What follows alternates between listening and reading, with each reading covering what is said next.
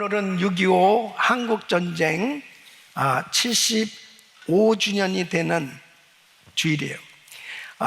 특별히 1950년 6월 25일 북한은 기습적으로 남한을 공격했습니다. 그것으로 인해서 이제 6.25 전쟁이 일어나게 되는데요.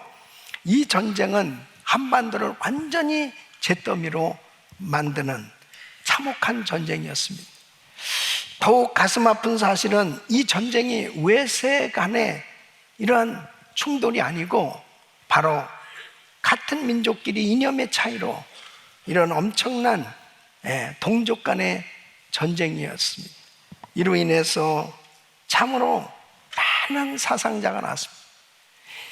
남북한 양측이 합해서 250만 명이 목숨을 잃게 된 그런 엄청난 피해가 있었습니다. 이로 인해서 약 20만 명이 넘는 전쟁 미만인이 생겨졌고 10만 명이 넘는 전쟁 고아가 생겼습니다.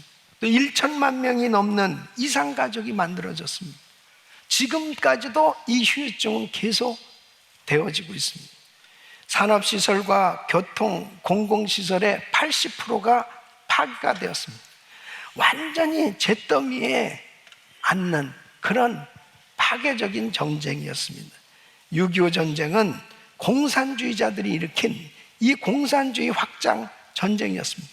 1917년 이제 러시아에서 시작된 이 공산주의 혁명이 이 중국을 비롯해서 이제 동유럽으로 계속 뻗쳐가면서 이 한반도, 이 북쪽에 영향을 미친 거죠. 그래서 1945년에 해방되자마자 소련이 북한을 점령하면서 이 공산주의 국가가 세워지게 된 것입니다.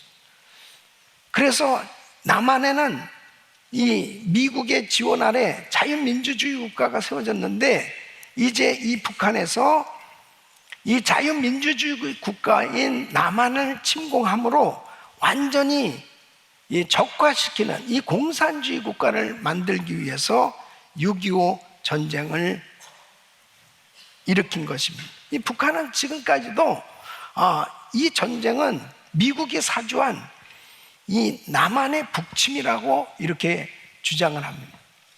소련의 기밀 문서들이 공개되면서 학계에서는 이미 명확하게 결론이 내려졌어요. 6.25 전쟁은 김일성이 주도하고 이 중국의 마오쩌둥, 러시아의 이 스탈린이 지원함으로 인해서 이 6.25 전쟁이 일어나게 된 것에 대해서 분명한 역사적인 사실인 것입니다.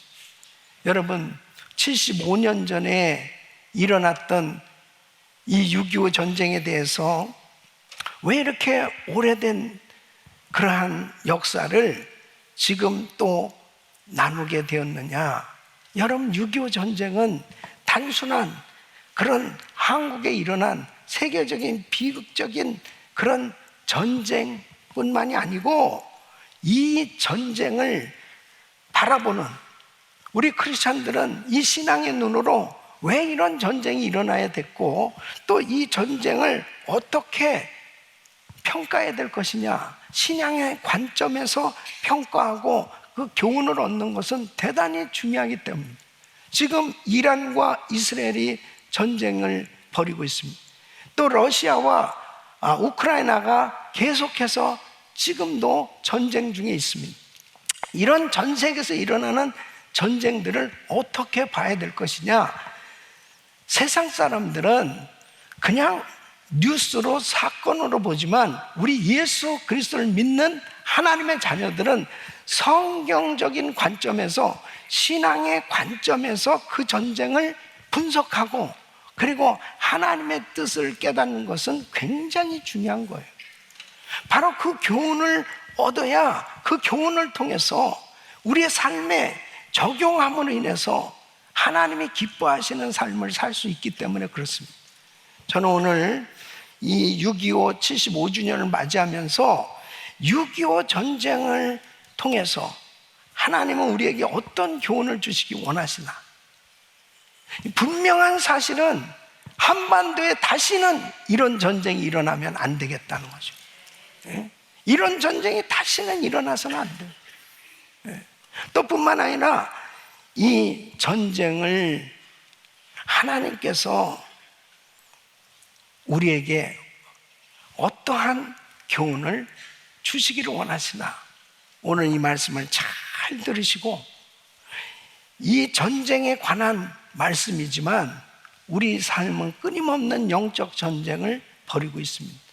그런 가운데 우리가 어떻게 승리하는 삶을 살 것이냐, 오늘 이 말씀이 여러분 평생의 축복이 되기를 예수 이름으로 축원합니다. 첫째는 하나님이 하나님의 영광을 위해서 대한민국을 공산주의로부터 지키셨다는 것입니다. 여러분 10절 말씀을 보면 여호와께서 열방의 도물을 패하시며 민족들의 사상을 무욕해 하시도다 그랬습니다. 이 공산주의는 그 사상 자체가 이 유물론이에요. 유물론에 기초한 무신론적이고 반기독교적인 이론, 이념입니다.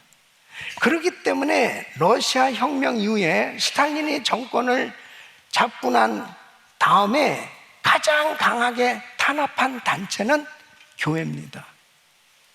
그리스도인들이 가장 핍박을 받았습니다.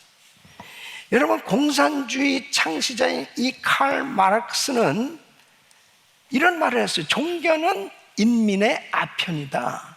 그러니까 없애버려야 된다는 거예요.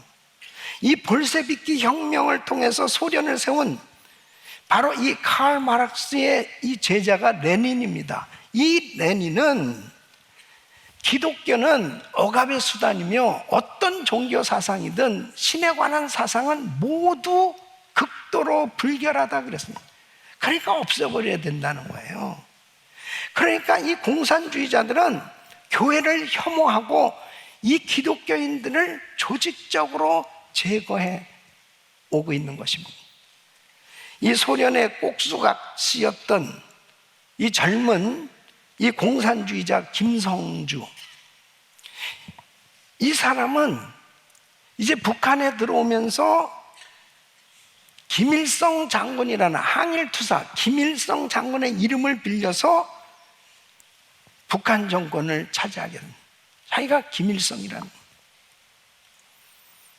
김일성이 이 공산주의 이 국가를 세우고 김일성 정권이 한 첫 번째 일은 기독교를 탄압하는 것이었습니다. 그래서 모든 주민의 이 신분증에는 종교를 기재하도록 하는 법을 만들었습니다. 그래서 기독교인이면 공직에서 추방시켰습니다. 생활 전반에서 차별을 받겠습니다. 그리고 여행이라든지 장학금 수혜라든지 모든 면에서 불이익이 따랐고, 그리고 성직자들은 철저한 감시를 받게 되었습니다. 이 1946년에 시행된 이 토지개혁과 화폐개혁 과정에서는 이 많은 목회자와 장로, 이 크리스천들의 이 토지와 재산이 몰수당하게 됩니다. 장로교, 감리교 등 기존 교파를 다 없애버렸습니다. 그리고 북조선 기독교 연맹을 만들었습니다. 여기에 가입하라는 거예요. 끝까지 거부하고 신앙을 지키겠다고 하면 결국은 순교를 피할 수 없었습니다. 그래서 조만식, 오윤선, 유계준, 양재현, 주영진, 백인수, 이런 북한 교회 지도자들이 다 순교하게 됐던 것을 보게 됩니다. 이 북한을 장악한 공산당은 이제 남한까지 점령하기 위해서 6.25 전쟁을 벌인 겁니다. 여러분, 1948년도에 이제 남한 땅에는 이승만을 중심으로 해서 자유민주주의 국가가 세워지게 되었습니다. 그 자유민주주의 국가가 세워진 데는 많은 기독교인들이 중심적인 역할을 했어요. 이승만 대통령도 역시 교회 장로였습니다.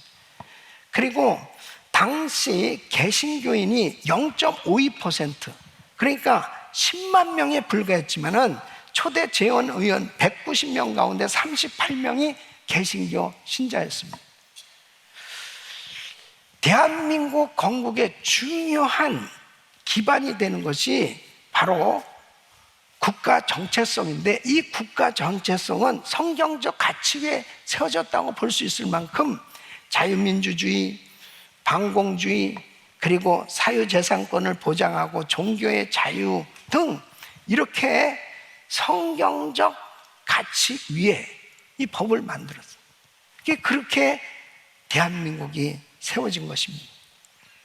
그러니까 북한에서 공산주의 국가에서 보면 이 자유민주주의 국가는 철저한 적인 것입니다.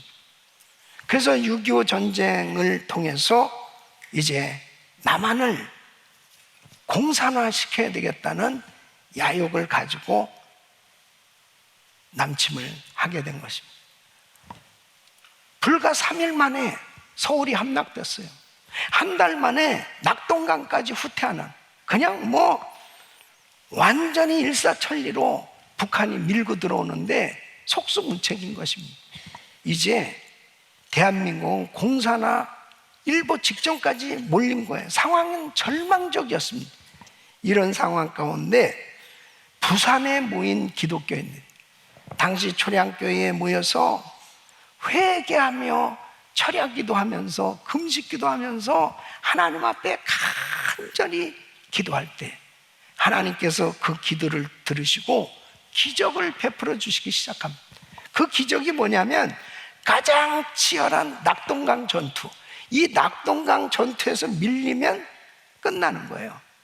그런데 너무나 놀라운 것은 이 낙동강, 이 방어선을 결국은 사수하게 되는데 이 6주 동안 이 막아내는 동안 기적이 일어난 거예요. 그게 바로 뭐냐면 유엔의 개입이었습니다.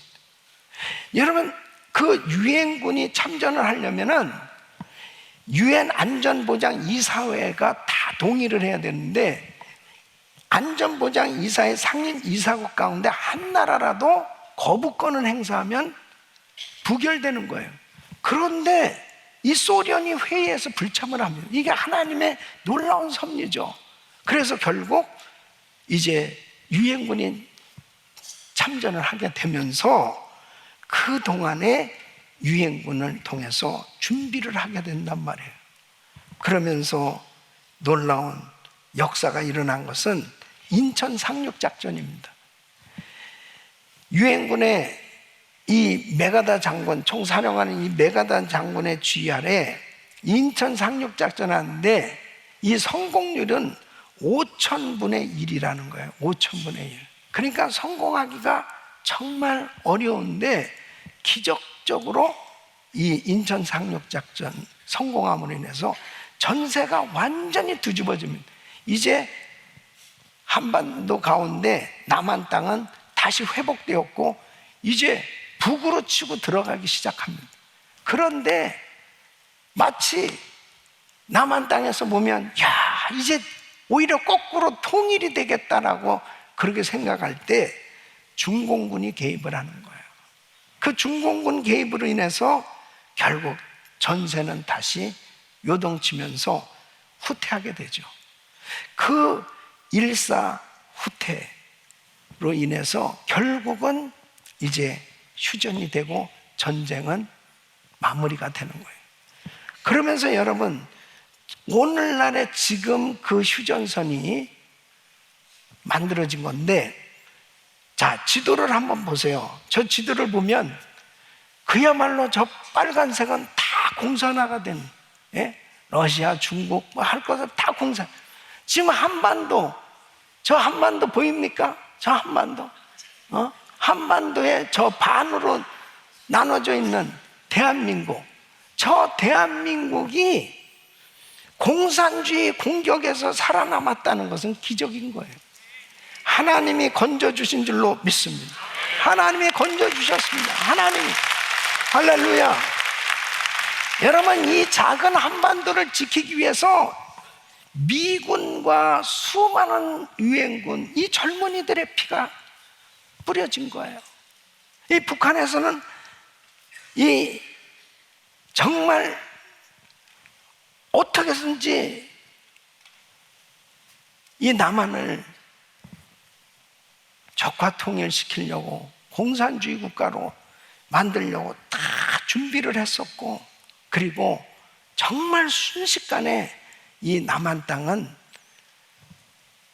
적화 통일이 되어질 수밖에 없는 그런 일촉즉발의 위기였는데, 하나님의 크신 손길로 하나님께서 유엔군을 보내주셨고, 이 미국에 3만 명이 넘는 젊은이들의 피가 뿌려져서 정말 하나님의 기적 같은 손길로 대한민국을 구원해 주신 줄로 믿습니다.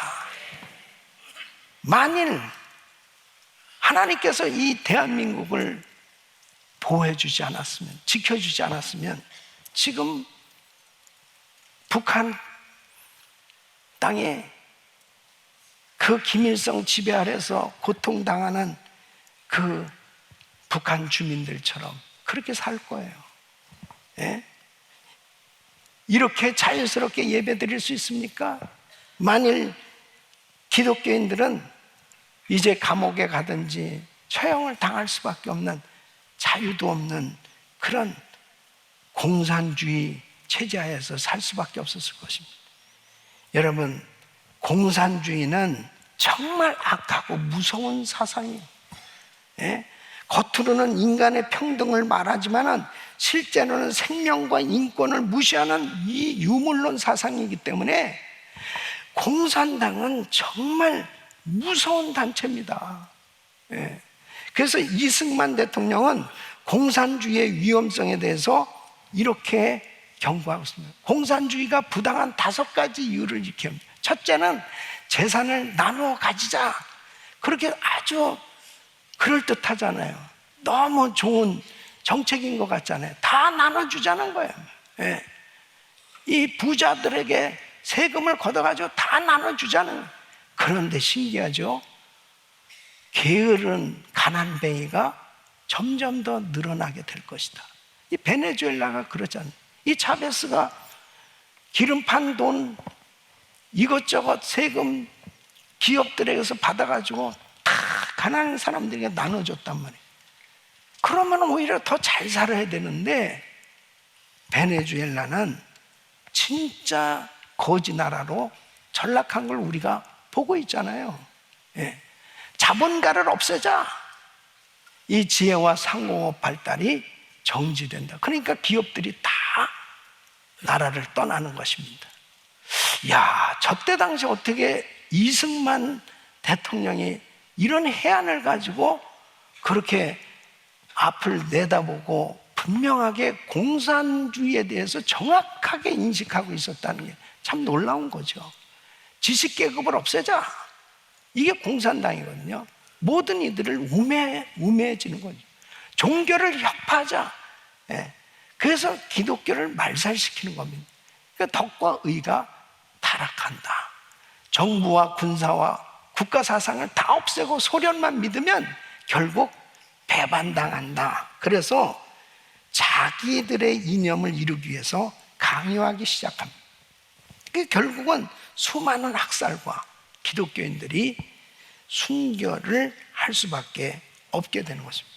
이 북한의 사회주의는 그야말로 6.25 전쟁 이후에 완전히 돌연변이 같이 주체사상이라고 하는 것을 가지고 하나의 거대한 종교 집단을 만들었어요.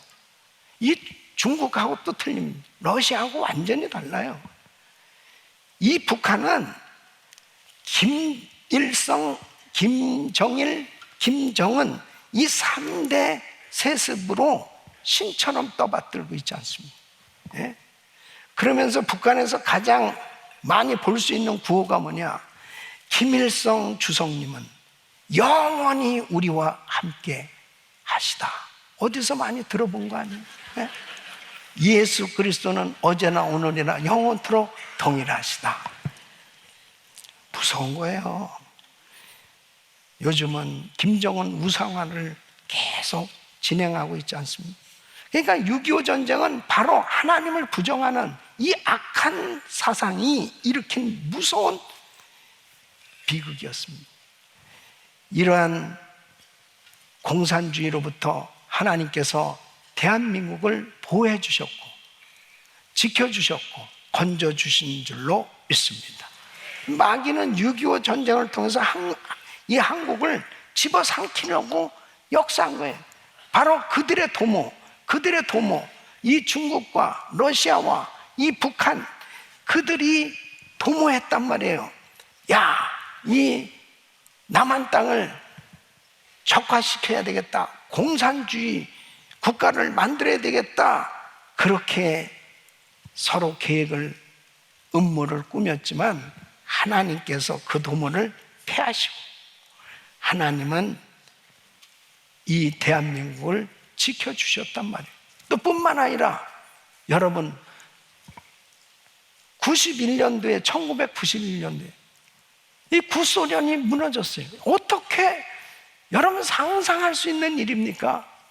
세계 최강대국이었던 소련이 하루아침에 그냥 와르르 무너지는, 우리는 다 봤잖아요.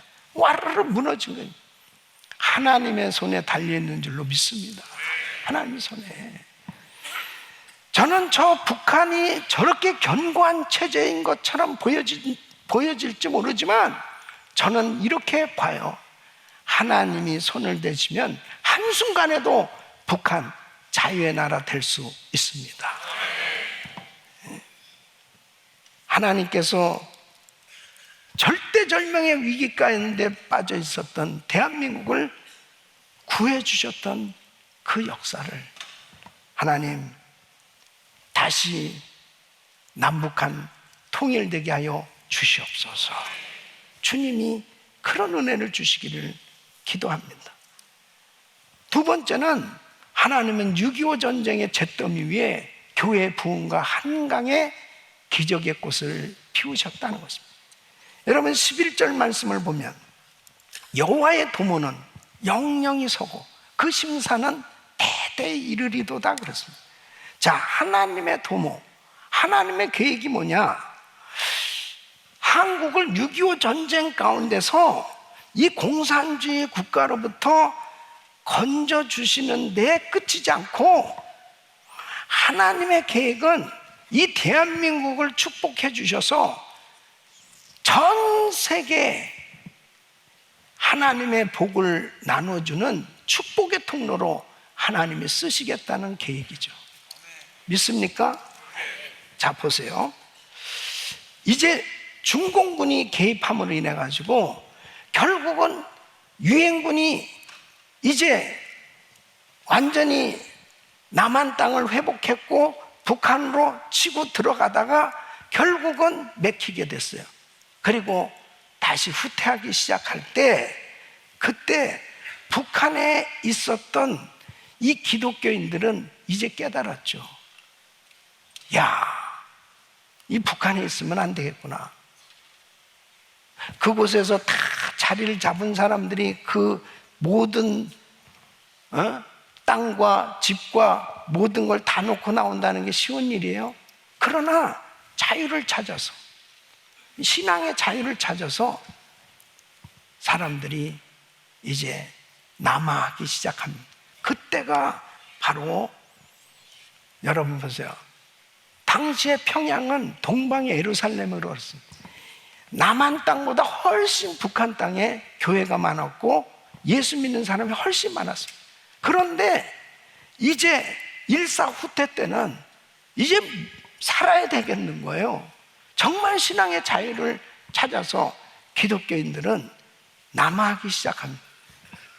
많은 부유한 계층의 사업가, 또 교육자, 전문인들 다수가 남한 땅으로 내려오기 시작한 것입니다. 그래서 6.25 전쟁 이후에 이 남한 사회가 재건되는데 경제, 사회, 종교 모든 문화에 큰 영향력을 끼치게 됩니다. 여러분, 특별히 이제 믿음의 사람들, 신앙의 사람들이 내려와서 남한 땅에서 교회를 세우게 됐죠. 한경직 목사님이나 김창인 목사님 이런 분들이 다 이제 남한 땅으로 와서 영락교회를 세웠고 충영교회를 세웠고 이런 대표적인 교회들이 큰 부흥을 이루게 되면서 대한민국의 부흥에 큰 역할을 하게 됩니다. 그러면서 오늘날 그렇게 작은 한반도 가운데서도 대한민국이 여러분 각 교단의 가장 큰, 세계에서 가장 큰 교회들이 한국에 있고 세계 최대의 교회가 한국에 세워졌다는 것은 여러분 놀라운 일이에요. 하나님의 은혜인 줄로 믿습니다. 여러분 도표를 보시면은 이 개신교, 이 빨간 선은 개신교가 이제 한국에 들어온 이후에 성장의 추이를 보여주는 겁니다. 자, 저 파란색은 이 불교예요, 불교. 불교의 성장세입니다. 대한민국은 불교가 강한 나라였잖아요. 저 녹색선은 천주교입니다. 그런데 불과 100년 만에 6.25 전쟁 이후에 이 기독교가 급성장을 하기 시작합니다. 그러면서 거의 무에서 가까웠던 그런 그 교세가 2000년대에 도달하면서 1천만 명의 성도로 그렇게 성장하게 되는 것을 보게, 세계 교회사에 유례를 찾기 힘든 놀라운 부흥이 일어나게 됐습니다. 여러분, 이 일은 결국은 하나님을 찾는 백성들, 그리고 하나님 앞에 기도할 때 하나님께서는 한강의 기적을 베풀어 준 그 잿더미 위에 놓여서 그야말로 완전히 최빈민국에 포함됐던 나라가 이제 급성장하기 시작하는 거예요. 저 도표처럼 이렇게 기독교가 성장하고 부흥하는 것만큼 하나님께서 은혜를 베풀어 주셔서 이 경제가 성장하기 시작하는데, 여러분 그렇게 작은 땅덩어리, 기름도 안 나는 나라에서 어떻게 전 세계에서 세계 10위권에 드는 경제 대국이 될 수 있단 말입니까? 이것은 전적인 하나님의 은혜인 줄로 믿습니다. 그러니까 더글라스 맥아더 장군은 이런 말을 남겼어요. 이 나라가 재건되려면 100년 이상 걸릴 것이다. 100년 이상. 그렇잖아요. 완전히 남북한이 그냥 잿더미로 변했다니까요. 완전히 다 폐허가 된 그 나라가 여러분 하나님의 은혜로 정말 한강의 기적을 베풀어 주신 놀라운 부흥을 주셔서 세계 최빈국에서 선진국으로 도약하는 놀라운 은혜를 주신 줄로 믿습니다. 그럼 북한하고 한번 비교해 보세요. 북한하고. 여러분 저 도표를 보시면은 이 GDP 1인당 국민 총소득이 저 70년대 초만 해도 북한이 더 높았어요. 1인당 384불이었어요. 남한은 275불이었어요.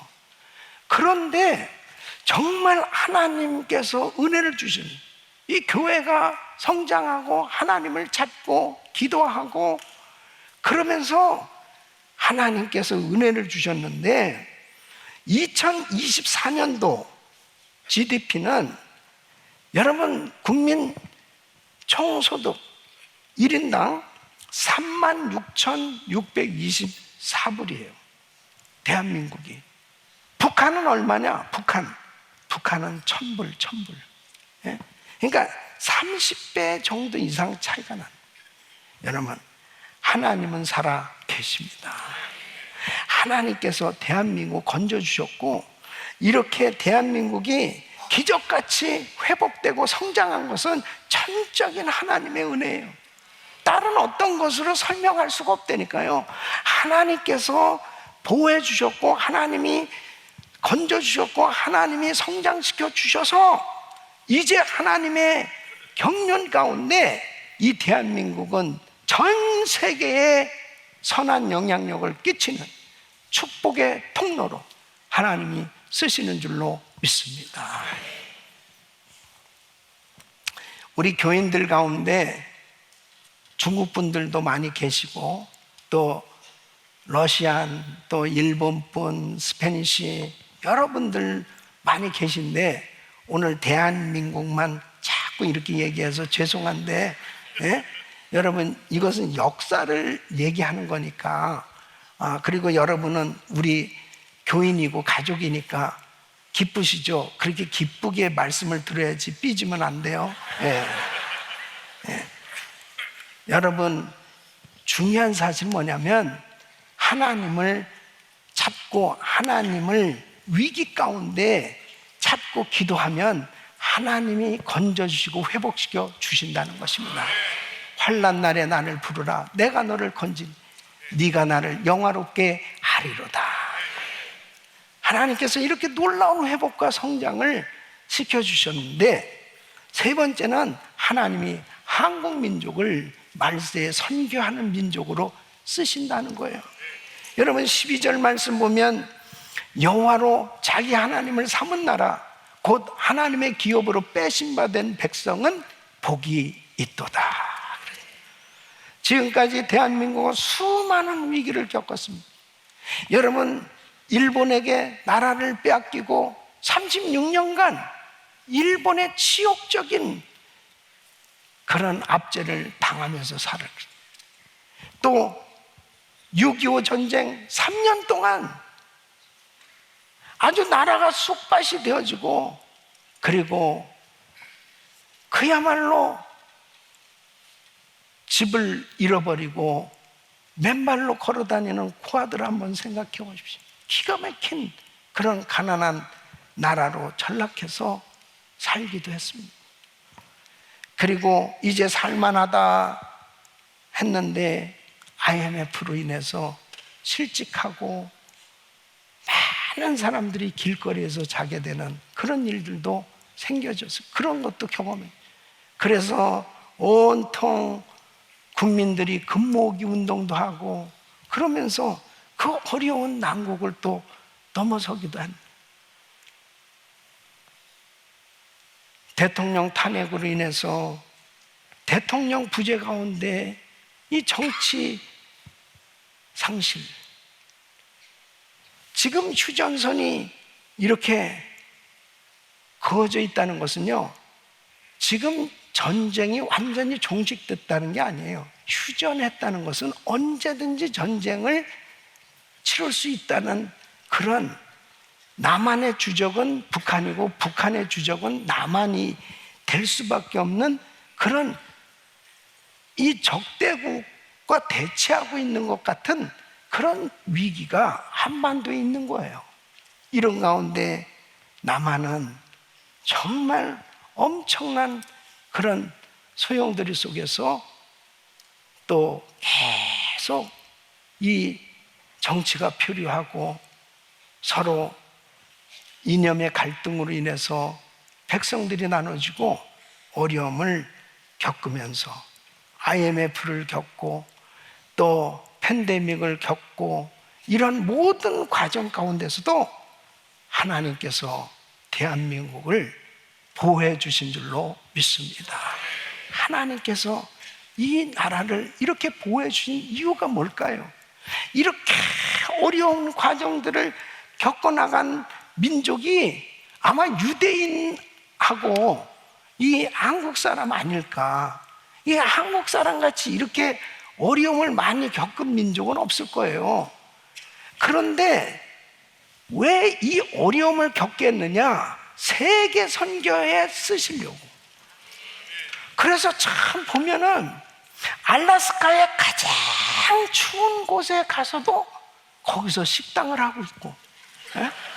진짜 아프리카의 가장 더운 나라에 가서도 거기서도 식당을 하고 있고, 거기서도 교회가 있고, 대한민국 사람들 가는 곳마다 교회가 세워지는 거예요.